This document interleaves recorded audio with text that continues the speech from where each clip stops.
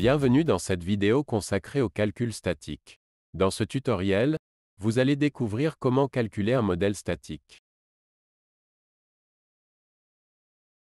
Le calcul peut être lancé depuis un modèle statique, avec le bouton « Calculer le système » ou depuis le menu « Calculer ».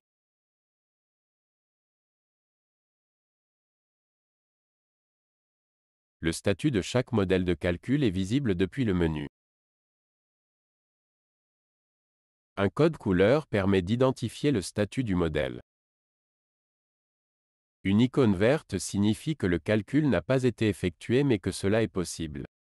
Une icône rouge signifie qu'un calcul n'est pas possible.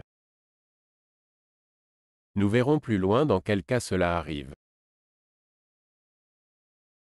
Enfin, une icône blanche indique que le fichier a été calculé.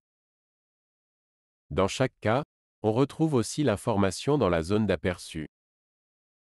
Les informations principales sur le résultat du calcul sont également indiquées. La fenêtre de résultat affiche généralement le taux de travail des barres vérifiées. Pour cette modélisation, le taux est différencié entre les deux chevrons.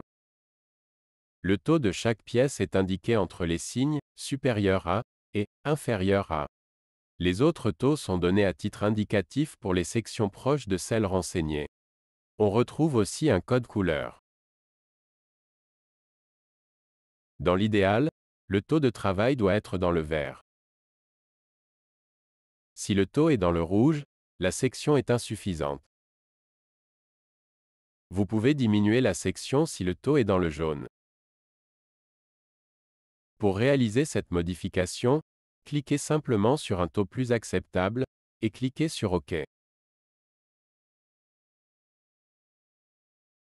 La modification entraîne automatiquement un recalcul.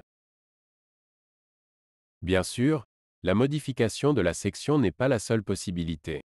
Vous pouvez également modifier d'autres paramètres, comme le nombre d'appuis.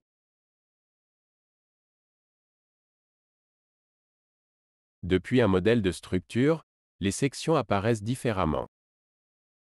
Le nom de la pièce concernée est affiché au-dessus du tableau. L'accès aux autres pièces s'effectue en cliquant sur le signe plus grand que, situé à droite.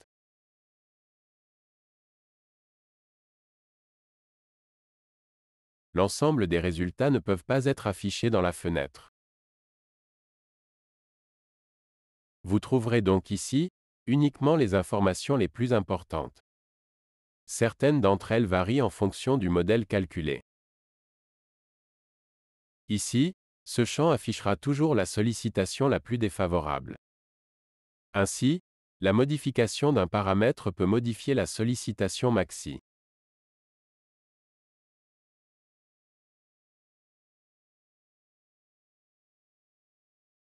Sur les liaisons, des valeurs minimales sont également indiquées pour vous aider. Exemple ici, avec une liaison noisée. Les distances minimales au bord sont indiquées à gauche des valeurs à saisir.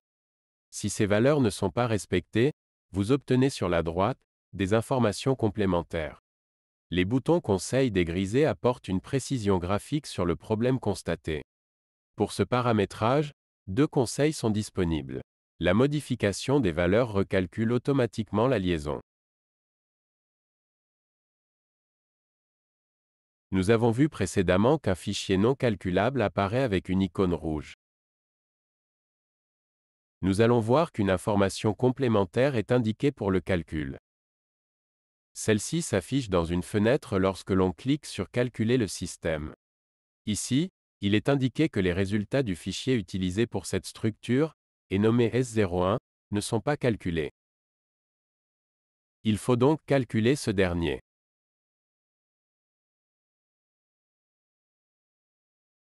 Une fois cette opération effectuée, le calcul de la structure est à nouveau possible.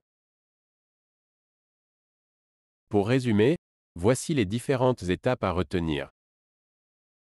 Le statut d'un fichier est indiqué depuis le menu. Ainsi, l'icône du fichier s'affiche en vert si le fichier est calculable, en rouge s'il ne peut pas être calculé, et en blanc s'il a été calculé. Le calcul peut être exécuté à l'aide de la fonction Calculer le système, accessible d'un simple clic sur un bouton. Le taux de travail vous est alors indiqué avec un code couleur explicite. En jaune, le taux de travail est inférieur à 50%. En vert, il est compris entre 50 et 100%. Au-dessus de 100%, il apparaît en rouge. Je vous remercie de votre visionnage. Bonne découverte de DC statique et à bientôt dans de prochaines vidéos.